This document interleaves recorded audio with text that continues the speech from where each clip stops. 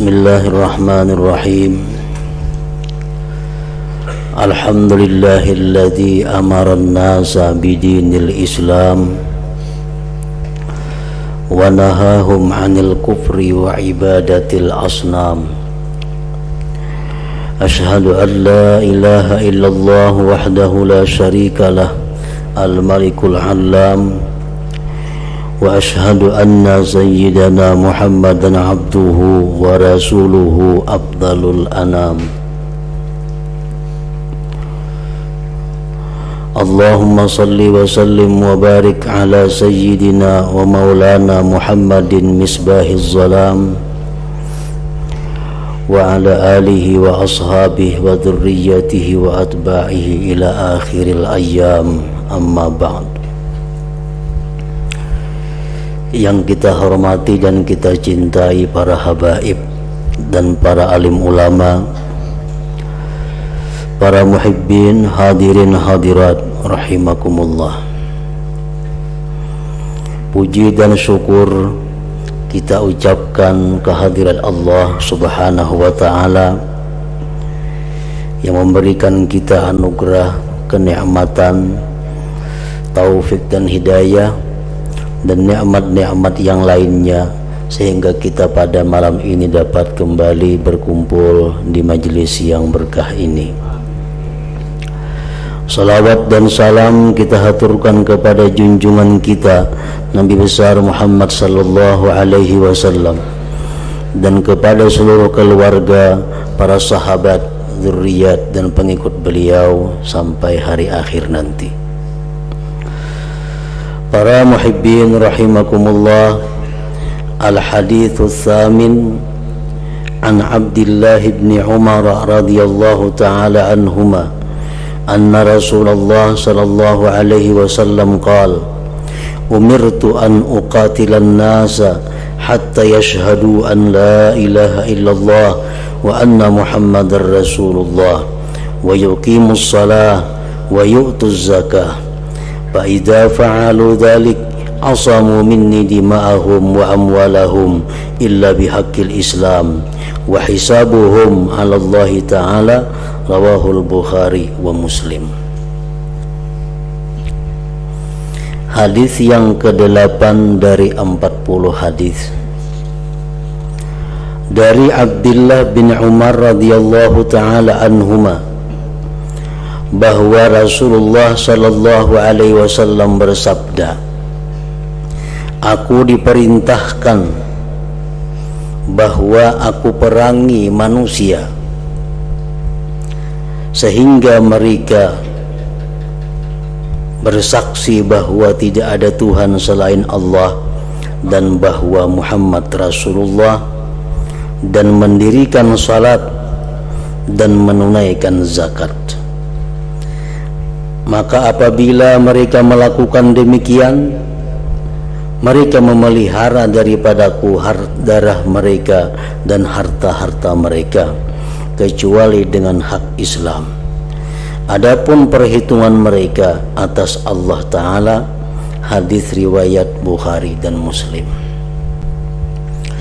Nah, para muhibbin rahimakumullah, Rasulullah di dalam ini hadis menyebutkan bahwa aku diperintah,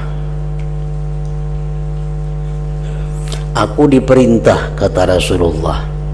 Berarti yang memerintah itu adalah Allah subhanahu wa ta'ala, karena tidak ada yang lain yang bisa memerintah Rasulullah sallallahu alaihi wasallam selain daripada Allah ta'ala. Aku diperintah bahwa memerangi manusia, artinya Allah menyuruh aku berperang kepada manusia. Para ulama yang mensyarahkan ini hadis mengatakan, wa kana hadzal amru ba'dal hijrah. Ini perintah perang terjadi sesudah hijrahnya Nabi dari Mekah ke Madinah. li'annahu sallallahu alaihi wasallam makatha ba'dal bi'sati yuballighu ad-da'wah wa yunziru min ghairi qital wa huwa sabirun ala shiddati adhiyatil arab bi Makkah. Karena Nabi kita sallallahu alaihi wasallam bertahan, berdiam sesudah diutus menjadi rasul, menyampaikan dakwah dan memberikan kabar takut kepada orang-orang musyrik tanpa ada peperangan. Dan beliau sabar atas bersangatan gangguan orang-orang Arab di Makkah pada waktu itu. Nah, jadi artinya selama 13 tahun kurang lebih Nabi kita berdakwah di Makkah, beliau tidak ada izin untuk berperang terhadap orang-orang yang ingkar kepada Allah dan Rasul. Jadi dalam waktu 13 tahun itu Rasulullah dan para sahabat hanya bersabar, hanya menahan diri bagaimanapun gangguan, cobaan yang menimpa mereka. Rasulullah SAW disakiti, sahabat-sahabat ada yang dibunuh. Allah hanya berfirman kepada Rasulullah, fa'fu anhum wasfah, maafkanlah mereka dan biarkanlah mereka itu. Nah, jangankan artinya berperang, melawan gangguan mereka pun kada diizinkan. Misal ada orang kafir tampiling juga kada diizinkan oleh Allah. Allah memerintahkan fa'fu anhum wasfah, maafkan mereka itu dan biarkanlah. Dan jadi selama 13 tahun di Makkah itu Rasulullah berdakwah hanya menggunakan kesabaran bagaimanapun gangguan dan ancaman daripada kaum Quraisy Mekah waktu itu. Para muhibbin rahimakumullah, apa hikmahnya, apa rahasianya Allah tidak memerintahkan, tidak mengizinkan untuk melawan atau berperang kepada orang Quraisy pada waktu Rasulullah berada di Mekah itu? Para ulama menjelaskan, al-muslimun fi Makkah qalil. Orang muslim itu di Mekah pada waktu itu sedikit. Sedangkan mayoritas orang Mekah itu adalah penyembah berhala. Nah, kalau umat Islam yang sedikit ini berperang melawan mereka, tentu akan kalah. Dan agama Islam akan hilang di permukaan bumi ini. Itu pertama. Yang kedua, hikmahnya tidak diizinkan berperang di Mekah itu tadribu nufusil mu'minin ala sabar, melatih jiwa orang yang mukminin atas bersabar menghadapi ujian dan cobaan maupun ancaman itu. Jadi Allah melatih Nabi dan para sahabat ini supaya benar-benar sabar menghadapi apa yang dilakukan oleh orang musyrikin. Yang ketiga, mereka mengatakan bahwa hikmahnya kenapa di Mekah tidak diizinkan berperang, an la tusara harbun damawiyah dakhilal buyut, bahwa tidak berkubar peperangan berdarah di dalam rumah. Karena pada waktu di Mekah itu ada yang anak Islam, abahnya kada Islam. Ada yang satu orang Islam, saudara serumahnya kada Islam. Nah, kalau diizinkan berperang oleh Allah Ta'ala pada waktu itu, akan terjadi peperangan di dalam rumah-rumah tangga mereka. Nah, begitu sudah hijrah ke Madinah, sudah terpisah di mana orang Islam, di mana orang kafir, baru Allah Subhanahu wa Ta'ala mengizinkan kepada Nabi kita dan para sahabat untuk berperang melawan kaum musyrikin itu. Nah, itu antara lain hikmahnya kenapa Allah tidak mengizinkan di Mekah itu berperang dengan orang-orang musyrik. Para muhibbin rahimakumullah, dari apa yang diterangkan oleh ulama kita tentang perjalanan Rasulullah sallallahu alaihi wasallam, di situ sangat jelas bahwa Allah Ta'ala itu selalu tadrij, selalu bertahap di dalam melaksanakan aturan-aturan dan perundang-undangan dan pekerjaan lainnya. Nah, jadi kadang mau langsung, itu sudah sunnatullah. Tahapan-tahapan itu ada. Bagaimana tahapan-tahapan sehingga kita diizinkan berperang, kada langsung disuruh berperang. Dan hukum-hukum yang lain pun demikian. Pada waktu zaman Rasulullah SAW selalu ada tahapan-tahapan sampai akhirnya kepada yang dimaksud. Pertama, di situ Allah Subhanahu wa Ta'ala mengingatkan kepada kita tentang kejadian kita. Kejadian manusia dalam perut ibu bertahap, mulai dari setitis mani, segumpal darah, segumpal daging, hanyar jadi janin, sekian bulan hanyar keluar.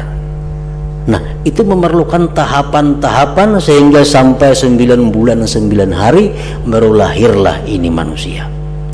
Padahal Allah kuasa, Allah mampu menjadikan langsung manusia jadi tanpa tahapan-tahapan itu. Tetapi sunnatullah, jalan Allah sudah menentukan demikian.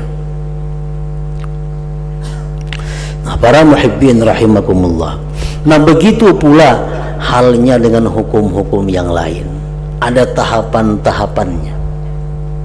Seperti yang sering kita dengar, masalah-masalah yang sudah menjadi budaya kebiasaan orang Arab, itu apabila Allah hendak melarang, pasti Allah menggunakan tahapan-tahapannya. Contohnya yang sering kita sebutkan adalah riba. Nah, riba ini adalah kebiasaan orang Arab zaman jahiliyah waktu itu. Jadi orang Arab ini kadang akan menghutangi bila kada berbunga. Itu sudah kebiasaan Arab jahiliyah. Nah, begitu Islam datang, kada langsung agama Islam ini melarang riba itu tidak boleh, riba itu haram, kada langsung. Kenapa? Karena riba ini hampir dilakukan oleh tiap-tiap rumah di zaman jahiliyah itu. Nah, para ulama ahli tafsir menjelaskan bahwa sedikitnya ada 4 tahap Allah melarang riba itu, dan semuanya ada di dalam Al-Quranul Karim. Pertama, Allah menjelaskan, wa ma ataitum mir riba liyarbu bi amwalin nas fala yarbu indallah. Maksudnya, ujar Tuhan, apa yang kamu lakukan daripada riba dengan harapan harta kamu itu berkembang subur, maka harta kamu itu tidak akan berkembang subur di sisi Allah Subhanahu wa Ta'ala. Artinya apa? Bahwa segala sesuatu yang ada riba itu tidak akan punya berkah di sisi Allah Subhanahu wa Ta'ala, walaupun secara zahir menguntungkan. Menguntungkan secara zahir. Kita berhutang 100.000, kita menghutangi orang 100.000, karena orang bayarnya 120. Secara zahir menguntungkan. Tapi Allah berfirman, fala yarbu indallah, tidak akan berkembang di sisi Allah. Harta riba yang kamu lakukan itu tidak ada berkah. Nah, ini ayat pertama. Para sahabat Nabi waktu itu mendengar ayat ini, sebagian ada yang berhenti daripada riba. Dan Bapak juga riba artinya kan berkah di sisi Allah, baik ampiha melakukan riba. Ada yang lainnya tetap melaksanakan riba karena Allah kada melarang juga lawan riba. Cuma hanya Allah mengatakan riba itu kada berberkah, tapi kada melarang. Jadi aku biar riba kada Bapak juga. Nah, ini tahapan pertama. Sahabat-sahabat yang punya pemikiran dalam, sahabat-sahabat yang punya keimanan tinggi, mereka berhenti melakukan riba setelah mendengar ayat ini. Tapi sahabat-sahabat yang lemah imannya, mereka masih melakukan riba karena kada ada kejelasan dari Allah bahwa riba itu haram. Nah, jadi ayat ini turun, sahabat ada sebagian masih riba, ada sebagian berhenti. Kemudian ayat kedua, tahapan kedua, فَبِظُلْمٍ مِّنَ الَّذِينَ هَادُوا حَرَّمْنَا عَلَيْهِمْ طَيِّبَاتٍ أُحِلَّتْ لَهُمْ وَبِصَدِّهِمْ عَنْ سَبِيلِ اللَّهِ كَثِيرًا وَأَخْذِهِمُ الرِّبَا وَقَدْ نُهُوا عَنْهُ. Di sini Allah menjelaskan bahwa orang-orang Yahudi itu, orang-orang Yahudi yang dahulu itu, kata Allah, mereka diharamkan oleh Allah terhadap sesuatu yang dulunya halal. Mereka Yahudi itu dicela oleh Allah karena mereka melakukan hal-hal, antara lain mereka melakukan riba, padahal riba itu dilarang bagi mereka. Nah, ini ayat kedua, Allah menjelaskan bahwa orang Yahudi itu dahulu disariki Allah, orang Yahudi itu dikutuk Allah karena mereka melakukan riba. Jadi ayat ini oleh para sahabat itu, orang Yahudi ini tuh, kita ada Yahudi. Jadi sahabat yang lain tetap ada yang masih melakukan riba. Sahabat yang lain sebagiannya ada yang takutan ampih riba. Kalau kau jadi kayak orang Yahudi, kayaknya dikutuk oleh Allah. Tapi ayat yang kedua ini tidak ada jelas Allah melarang riba kepada kaum muslimin waktu itu, namun menjelaskan bahwa orang dahulu dikutuk Allah karena riba. Kemudian beberapa waktu lagi Allah menurunkan ayat, ya ayyuhallazina amanu la ta'kulur riba adha'afan mudha'afah. Hai orang-orang yang beriman, janganlah kamu makan riba, jangan kamu melakukan praktik riba yang mana bunganya itu ganda berganda. Jadi ayat ini menjelaskan bahwa riba itu kalau bunganya besar haram, kalau bunganya sedikit boleh. Misal 10% umpamanya, nah itu haram. Kalau bunganya 2% atau 1%, nah itu boleh. Nah, jadi dengan ini sudah mulai Allah menegaskan bahwa riba itu boleh, tapi bunganya jangan ganda. Nah, otomatis orang-orang yang riba pada waktu itu, kalau riba bunganya halus 2%, 10% setahunnya. Nah, kadang lagi yang 10% itu. Beberapa waktu berjalan hukum yang demikian. Nah, pada akhirnya Allah menurunkan ayat, ya ayyuhalladzina amanu taqullaha wa dharu ma baqiya minar riba in kuntum mu'minin. Hai orang-orang yang beriman, takutlah kamu kepada Allah, tinggalkan yang tersisa daripada riba jika kamu beriman. Artinya mun ikam beriman, jangan riba walaupun sedikit bunganya. Nah, ini sudah terakhir Allah menurunkan ayat, tahapan terakhir. Fa illam taf'alu, jikalau kamu tidak melakukan itu, masih melakukan riba, masih minjam berbunga, masih menandak duit di tempat yang berbunga, fa'zanu biharbin minallah wa rasulih, maka tahulah kamu bahwa kamu itu berperang dengan Allah dan Rasulnya. Berperang dengan Allah dan Rasul, mana mungkin kita menang. Fa'zanu, maka ketahuilah olehmu biharbin minallah wa rasulih,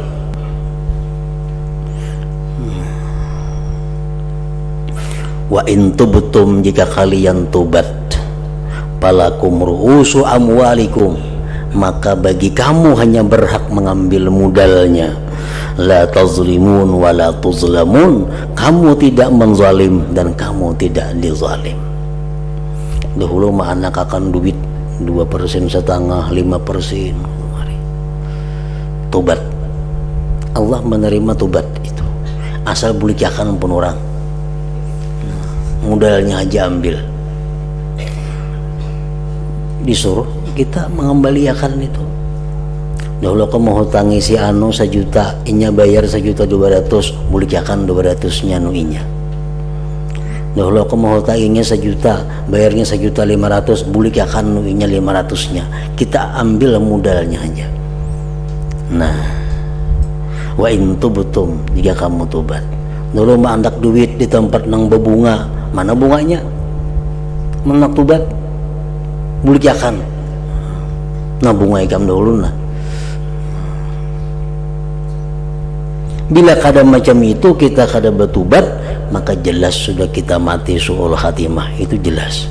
Karena orang yang berperang Allah dan Rasul itu pasti matinya su'ul khatimah.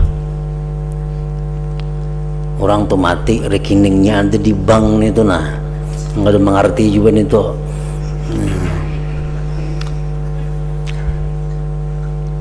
Artinya ada terkait dengan riba. Mati, maka matinya membawa rekening ke dalam kuburnya.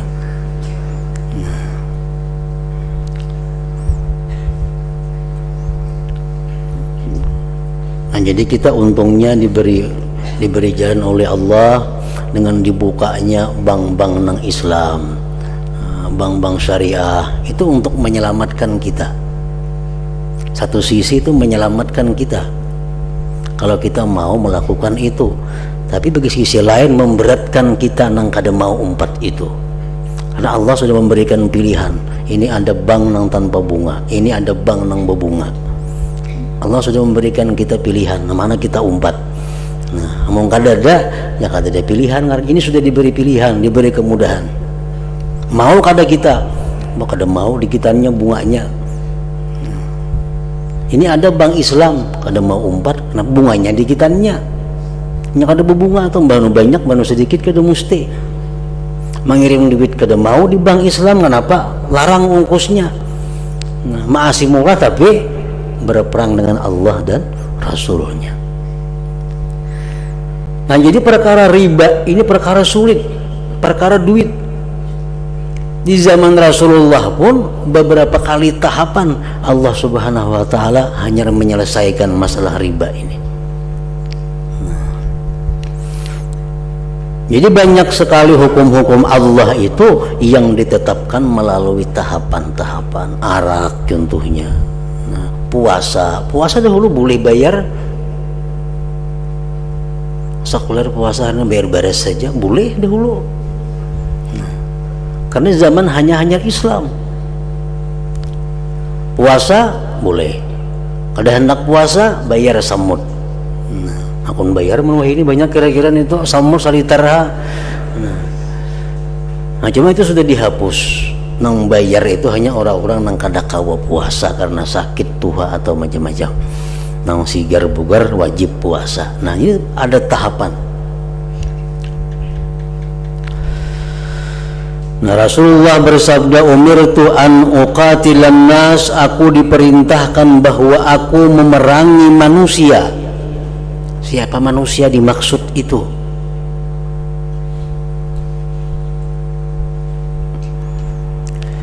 Yang dimaksud manusia di situ adalah jami'ul kufar, seluruh orang kafir. Wa tarikus salah, orang yang meninggalkan sembahyang. Wa mani'uz zakah, orang yang enggan berzakat. Rasulullah diperintah Allah memerangi orang yang kafir, memerangi orang Islam tapi kada sembahyang, memerangi orang Islam yang kada berzakat. Nah, pengertian memerangi itu bukan berperang semata. Pengertian memerangi itu banyak. Misalnya menetapkan kepada mereka orang kafir denda. Nah, ikam silahkan berkafir, kada mau masuk Islam, cuma ikam diwajibkan setahun bayar denda kepada Islam. Nah, itu termasuk perang. Orang yang kada sembahyang dikurung dalam penjara, termasuk memerangi kepada mereka. Jadi pengertian perang bukan berarti berkelahi, kada. Bisa perang itu berkelahi, bisa perang itu dengan apa? Dengan hal-hal lain yang bisa mengembalikan mereka kepada jalan yang benar.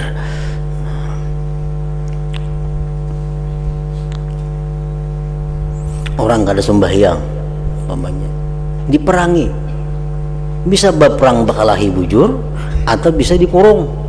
Bila ikam masih kada sembahyang, ikam dikurung di penjara, itu berperang juga ngarannya. Amunnya tobat kembali, nah dilepas. Aku diperintahkan memerangi manusia sehingga mereka bersaksi bahwa tidak ada Tuhan selain Allah, bahwa Muhammad itu adalah Rasulullah, dan mendirikan salat dan membayar. Itu banyak. Bila mereka melakukan demikian itu, berarti mereka memelihara daripadaku, kata Rasulullah, darah mereka dan harta mereka, kecuali dengan hak Islam. Orang yang sudah mengucap 2 kalimat syahadat, sembahyang, bayar zakat, itu harta dan darahnya kada boleh diganggu. Nah, dijamin oleh Rasulullah sallallahu alaihi wasallam. Mereka itu adalah orang kita. Jadi hartanya kada boleh diganggu, diambil, diapa. Jiwanya aman. Illa bihaqqil Islam, kecuali dengan hak Islam. Kecuali ini ada melakukan pelanggaran-pelanggaran lain yang menyebabkan hilangnya keamanan dirinya atau hartanya. Contohnya seperti zina ba'da ihsan. Orang ini mengucap 2 kalimat syahadat, orang ini penyembahyang, orang ini bayar zakat, tapi orang ini ada berzina, sedangkan dia sudah kawin. Nah, maka orang ini darahnya adalah halal, walaupun dia Islam, walaupun dia sembahyang, walaupun dia berzakat, tapi dia melakukan zina, sedangkan inya sudah kawin. Hukumannya apa? Hukuman rajam. Darah ini orang halal, artinya boleh dibunuh, cuma yang membunuh adalah pihak pemerintah yang berwenang.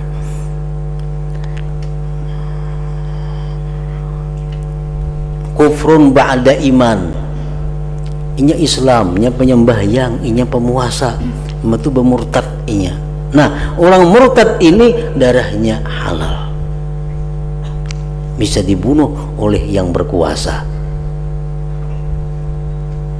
atau dia membunuh orang lain. Inya Islam, inya penyembahyang, inya bayar zakat, tapi inya membunuh orang dengan tidak benar. Nah, maka orang ini berhak untuk dibunuh sebagai qisas terhadap dirinya. Nah, para muhibbin rahimakumullah, orang yang melakukan perzinahan sesudah dia kawin, ini darahnya adalah perai, dan kuburannya boleh diinjak-injak. Orang yang kada sembahyang mati, itu darahnya perai, kuburannya boleh diinjak-injak, dihinakan. Nah, kalau mereka itu selamat daripada hal-hal yang demikian, kada berzina, kada berkafir, kada membunuh orang, maka dengan keislamannya, dengan sembahyangnya, dengan zakatnya, ya sudah cukup menjaga dirinya, menjaga darahnya, menjaga hartanya daripada gangguan-gangguan orang. Wa hisabuhum 'ala Allah Ta'ala, dan hisab mereka itu atas Allah. Masalahnya bujur-bujur berislam itu di mulutnya aja, hatinya kada, itu urusannya Allah. Pokoknya bila ada orang mengucap la ilaha illallah atau ada mengucap 2 kalimat syahadat, orang itu sudah Islam. Perkara hatinya jadi dustaiku, itu urusannya lawan Tuhan. Tapi di sisi kita sudah menempatkan ini sebagai seorang muslim. Rasulullah sallallahu alaihi wasallam bersabda, "Ma umirtu an asyukka an qulubin nas." Aku tidak diperintah aku membelah hati manusia. Ya Nabi, aku kada disuruh membelah hati manusia. Artinya apa? Kalau orang mengucap syahadat itu Islam, kada disuruh membelah. Bujuran kada hatinya berislam atau mulutnya aja, nah itu kada disuruh. Nah oleh karena itu Rasulullah SAW pernah marah kepada salah seorang sahabat beliau yang bernama Usamah bin Zaid. Usamah bin Zaid ini dikirim Rasulullah untuk berperang kepada kabilah Juhainah. Berangkat Usamah beserta rombongan berperang di sana. Lalu begitu berperang di sana, ada seorang laki-laki begitu ditemui oleh Usamah, la ilaha illallah, yang laki-laki itu. Usamah tetap membunuh laki-laki itu. Nah, dikabarkan orang kepada Rasulullah, wahai Rasulullah, jadi orang Usamah membunuh, padahal yang dibunuh itu sudah mengucap la ilaha illallah. Nah, Nabi kita marah. Kenapa engkau bunuh wahai Usamah sedangkan dia sudah mengucap la ilaha illallah? Ujar Usamah, ulun mengira itu takutan ban aja. Inya kapelipitan sudah la ilaha illallah. Nah, lalu ujar Nabi, "Bahalla syaqaqta an qalbi." Inya membalah ke hatinya maka tahun itu. Nah, para muhibbin rahimakumullah. Jadi artinya dalam urusan seperti ini kita cukup memandang zahir. Perkara hatinya Islam, hatinya kada, itu wahisabuhum 'alallahi ta'ala, hisab mereka Allah kena urusannya. Orang yang mengucapkan 2 kalimat syahadat, orang yang umpat sembahyang, membayar zakat, mati, kita menguburkannya di kuburan kaum muslimin. Bujuran kada bujuran inya urusan Allah subhanahu wa ta'ala. Nah, selanjutnya hadis yang ke-9. Ila hadratin Nabi sallallahu alaihi wasallam al-Fatihah.